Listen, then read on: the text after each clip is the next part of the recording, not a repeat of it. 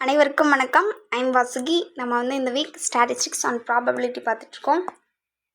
பார்த்திங்கன்னா புள்ளியியல் மற்றும் நிகழ்தகவு பார்த்துட்ருக்கோம். இன்றைக்கான மோட்டிவேஷன் குவாட்ஸ் என்னென்னா, ராம்தாஸ் அப்படின்ற அறிஞர் சொன்ன ஒரு கூற்று,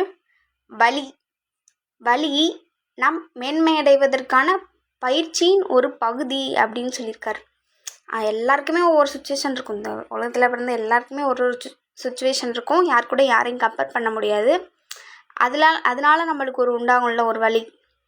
அந்த வலி நம்ம மேன்மையடைவதற்கான பயிற்சின்னு ஒரு பகுதி அப்படின்னு சொல்கிறாங்க. அதுவும் கூட நம்ம வாழ்க்கைக்கு தேவையான ஒரு பகுதி தான். அது நம்மளை மேன்மைப்படுத்தும் அப்படின்னு சொல்கிறாங்க. இன்றைக்கான ஃபஸ்ட் சம் நம்ம போகலாம். ஃபஸ்ட் சம் பார்த்திங்கன்னா, நேற்று வீச்சின் கேள்வியிலேருந்து பார்த்துருப்போம். இன்றைக்கி எதுலேருந்து ஸ்டார்ட் பண்ண போகிறோம்னு பார்த்திங்கன்னா, முகடுலேருந்து ஸ்டார்ட் பண்ண போகிறோம். முகடுனாலே ஃபஸ்ட்டு என்னன்னு நீங்கள் தெரிஞ்சுக்கணுன்னா, இருக்கிறதுலே பெரிய வேல்யூ, அதிக முறை வந்துள்ள வேல்யூ எதுன்னு பார்த்து அது எத்தனை முறை வந்திருக்கு அப்படின்னு பார்க்குறது தான் முகடு. இப்போ கீழே பார்த்தீங்கன்னா, விற்ற ஜோடிகளின் எண்ணிக்கை பார்ப்போம். முதல்ல எத்தனை ஜோடி விற்றுருக்காங்க. ஏன்னா அதுதான் அதிகமாக விற்றுருப்பாங்க. அதோட காலனி அளவுன்றது அதோட சைஸ் தான். சைஸுன்றது எத்தனை சைஸு, ஆனால் எவ்வளோது அதிகமாக விற்றுருக்காங்க. அப்போ கீழே இருக்க நம்பர்ஸ்லேயே பார்த்தீங்கன்னா 21, இதுதான் விற்ற ஜோடிகளின் எண்ணிக்கை 21. அப்போ இருக்கிறதுல இதான் அதிகமாக விற்றுருக்காங்க. அதோட சைஸ் என்ன? 7. எத்தனை தடவை? அப்போது 21 ஜோடிகள் எண்ணிக்கை விற்றுருக்காங்க. அந்த சைஸ் என்ன? 7. அப்போ ஆப்ஷனில் பார்த்தீங்கன்னா சி ஆப்ஷன் 7. முகடுன்றது எத்தனை முறை, அதிக வேல்யூ எத்தனை முறை வந்திருக்கு அப்படின்றது தான். அடுத்து பார்த்தீங்கன்னா, முதல் 8 குறையற்ற முழு எண்களின் இடைநிலை அளவு என்னன்னு கேட்குறாங்க. அப்போது குறையற்ற முழு எண்கள்னால் என்ன நினைக்கிறீங்க? குறையற்ற முழு எண்கள்னால் நம்மளுக்கு 0லேருந்து ஸ்டார்ட் ஆகும். குறையற்ற முழு எண்கள் எதுலேருந்து ஸ்டார்ட் ஆகும்? 0லேருந்து. அப்படி பார்க்கும்போது எத்தனை 8? முதல் 8 குறையற்றன்னா 0, 1, 2, 3, 4, 5, 6, 7 வரைக்கும் தான் எடுப்போம். ஏன்னா 0 நம்ம ஆட் பண்ணியிருக்கோம். குறையற்ற முழு எண்ணிட்டாங்க, நம்ம 0லேருந்து எடுத்து 7 வரைக்கும் எடுத்திருக்கோம். இதோட இடையளவு என்னன்னு கேட்குறாங்க. ஃபஸ்ட்டு இருக்கிற 3ஐயும் லாஸ்ட்டில் இருக்க 3 நம்பர்ஸையும் ஸ்கிப் பண்ணிட்டா இடையில நம்மளுக்கு 3, 4 இருக்குது. ஸோ ரெண்டையுமே ஆப்ஷனில் எழுத முடியாது. அப்போது இது ரெண்டையும் கூட்டி இது எத்தனை வேல்யூ? 2 வேல்யூவா? அப்போது 2ஆல் நம்ம டிவைட் பண்ணோன்னா நம்மளுக்கு கிடைக்கிற வேல்யூ தான் அதோட இடைநிலை அளவாக இருக்கும்.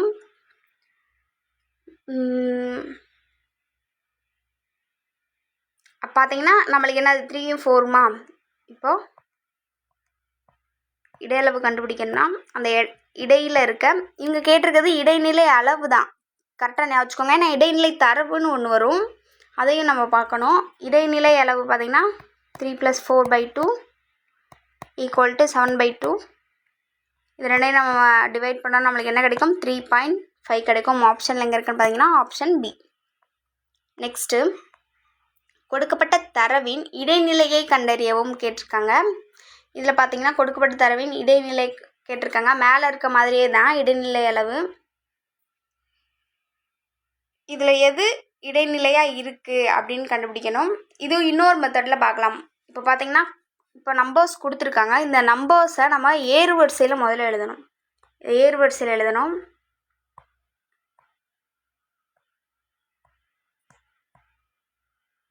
ஏறு வரிசையில் எழுதும்போது என்ன வரும்? 18, 25, 28, 34, 35, 36, 45. இது ஏறு வரிசையில் நம்மளுக்கு வருமா? இப்போது இதில் மொத்தம் எத்தனை உறுப்புகள் இருக்குது? மொத்தம் நம்பர் ஆஃப் 7. எத்தனை உறுப்புகள் இருக்குது? 7 உறுப்புகள் இருக்குது. இப்போ இடைநிலை கண்டுபிடிக்கணும்னா மேலே பார்த்தா நம்ம இடைநிலை அளவு கண்டுபிடிச்சிப்போம். இங்கே இடைநிலைன்றப்போ நம்மளுக்கு எத்தனை உறுப்புகள் இருக்கோ அதோட 1 கூட்டி டிவைட் 2 பண்ணோன்னா நம்மளுக்கு அதான் இடைநிலையாக இருக்கும். மொத்தம் எத்தனை உறுப்புகள் இருக்குது? 7 + 1/2 = என்ன கிடைக்கும்? 8/4, 8/2ன்னு கிடைக்கும். இதை நம்ம டிவைட் பண்ணோன்னா நம்மளுக்கு வேல்யூ 4ன்னு கிடைக்கும். அப்போ 4வது உறுப்பு தான் நம்மளுக்கு இடைநிலை அளவு. உறுப்பு அப்படின்ற அளவுக்கு கண்டுபிடிக்கணும்னா இந்த மொத்த நம்பர்ஸ்லேருந்து +1 கூட்டி 2ஆல் டிவைட் பண்ணோம்னா நம்மளுக்கு இடைநிலை கிடைக்கும். அது வந்து 4வது உறுப்பு அப்படின்னு நம்மளுக்கு கிடச்சிருக்கு. இங்கே எது 4வது உறுப்புன்னு பார்த்தீங்கன்னா ஏர்வரிசையில் எழுதுனதில் இதுதான் 4வது உறுப்பு. ஆப்ஷன் ஏ 34 தான் நம்மளுக்கு இடைநிலை, கொடுக்கப்பட்ட தரவிற்கான இடைநிலை. அடுத்து 12, 14, 25, 23, 18, 17, 24, 20 என்ற விவரங்களின் இடைநிலையை காண்க. Median of the data. Median இடைநிலை, மீடியன் சராசரி எல்லாமே ஒன்று தானே, உங்களுக்கு தெரியும்ல. அப்போது இதுக்கு பார்த்தோன்னா ஃபஸ்ட் இதை ஏர்வரிசையில் நம்ம எழுதுவோமா? ஸோ ஃபஸ்ட்டு நம்ம ஏர்வரிசையில் எழுதிக்கலாம். ஏர்வரிசையில் எழுதுனா நம்ம என்ன கிடைக்கும்? 12, 14, 17, 18, 20, 23, 24, 25. ஸோ நம்ம ஃபஸ்ட்டு ஏர்வரிசையில் எழுதிட்டோம். இப்போது இதை ஃபஸ்ட்டு 3 லாஸ்ட் 3 ஸ்கிப் பண்ணிட்டு அப்படி எடுக்க முடியாது, அது இடைநிலை அளவு. இங்கே வந்து என்ன கேட்குறாங்க? மீடியன் ஆஃப் தி டேட்டா கேட்குறாங்க. அப்போது நம்ம என்ன பண்ணுவோம்? மொத்தம் எத்தனை உறுப்புகள் அது கூட ஒன்று கூட்டிட்டு 2ஆல் நம்ம டிவைட் பண்ணுவோம்.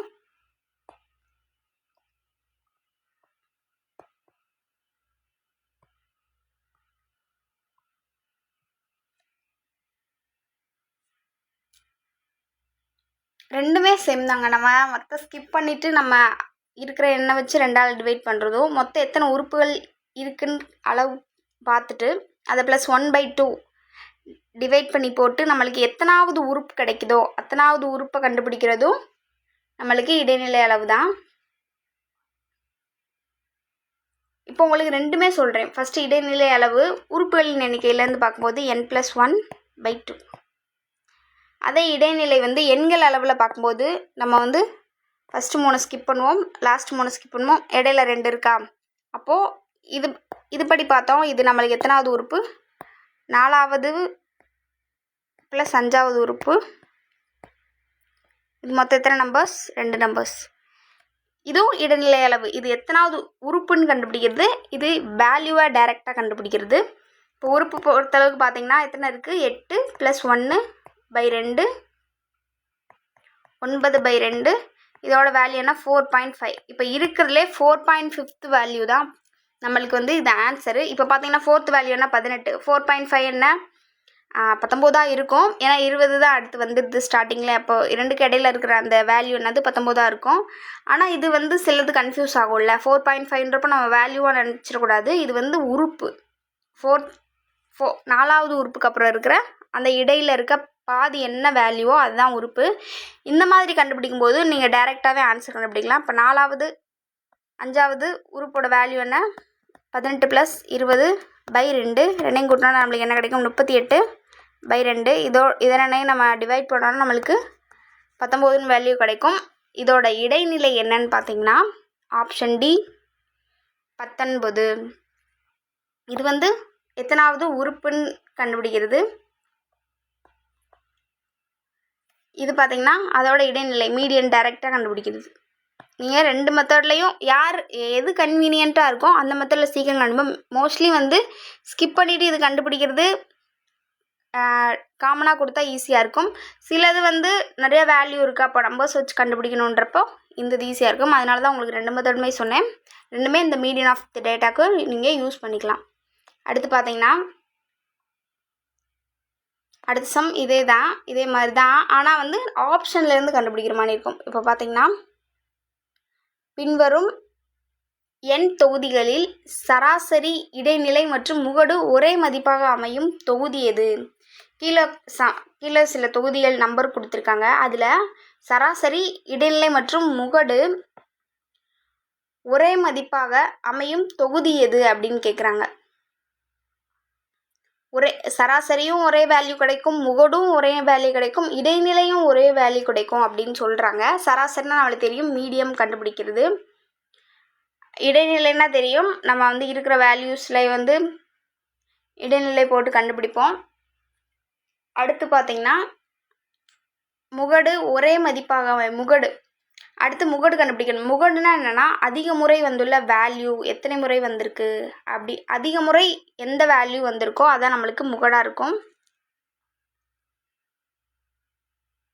இப்போ பார்த்தீங்கன்னா ஃபஸ்ட்டு வந்து நம்ம சராசரி கண்டுபிடிப்போம். சராசரி பார்த்தீங்கன்னா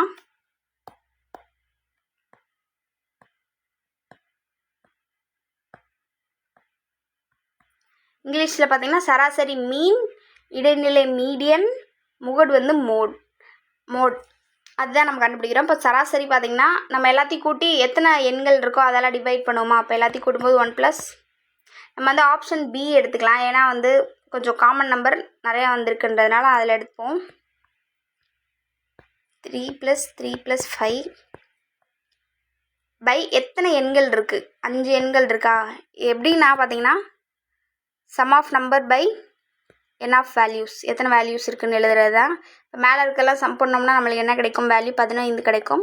எத்தனை எண்கள் இருக்குது, 5. இது ரெண்டையும் வந்து நம்ம டிவைட் பண்ணும்போது நம்மளுக்கு வேல்யூ 3ன்னு கிடைக்கும். அதுக்கடுத்து இடைநிலை பார்த்திங்கன்னா இப்போ பி பொறுத்தளவுக்கு இடைநிலை பார்த்திங்கன்னா இந்த ரெண்டு நம்பர் ஸ்கிப் பண்ணி 3ன்னு சீக்கிரம் எழுதிடலாம். அதுவும் உங்களுக்கு கன்ஃபியூஸாக இருந்துச்சுன்னா நம்ம வந்து அதை நம்ம எத்தனாவது உறுப்புனே கண்டுபிடிக்கலாம். எத்தனாவது உறுப்புனா எப்படி கண்டுபிடிக்குது, n+1/2. மொத்தம் அதில் எத்தனை உறுப்பு இருக்குது, 5 + 1/2 6/2. இது எத்தனை, இதை அடிச்சு கொடுத்தோன்னா நம்மளுக்கு 3 கிடைக்கும். அப்போ 3வது உறுப்பு தான் அதுக்கான இடைநிலை. 3வது உறுப்பு என்னென்னு பார்த்தீங்கன்னா ஆன்சர் 3. சேம் வேல்யூ கிடச்சிருக்கா ரெண்டுக்கும். இப்போ முகடுக்கு நம்மளுக்கு அதே மாதிரி கிடைக்கணும். இப்போ முகடுக்கு பார்த்திங்கன்னா முகடுன்றது என்னது, இருக்கிறதுலே அதிக முறை எந்த வேல்யூ வந்திருக்கோ அதுதான் முகடு. அப்படி பார்க்கும்போது அதிக முறை பியில் எந்த வேல்யூ வந்திருக்கு, 3.